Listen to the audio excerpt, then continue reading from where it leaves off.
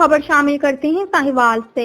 District traffic officer Sahiwal doctor Asif Kamal کی ہدایات پر عمل کرتے ہوئے ضلع بھر میں ٹریفک ایجوکیشن ایکٹیویٹیز کا سلسلہ جاری ہے۔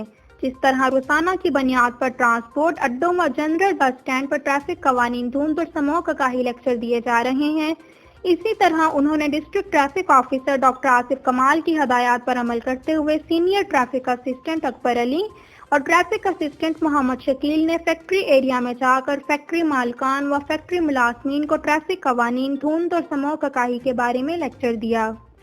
انہوں نے کہا کہ ٹریفک پولیس کا مقصد شہریوں کو ٹریفک قوانین کے ساتھ ساتھ موجودہ موسمی صورتحال کے پیش نظر دھند اور سموگ کے دوران احتیاطی تدابیر پر عمل کر کے اپنی اور دوسرے شہریوں کی زندگیوں کو محفوظ بنانا ہے۔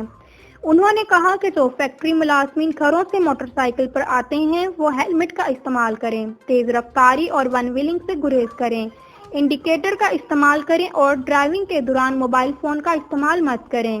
دھند اور سموگ کے دوران فوگ لائٹس اور ماسک کا استعمال کریں، اپنے منہ اور ہاتھوں کو اچھی طرح صابن اور پانی سے دھوئیں۔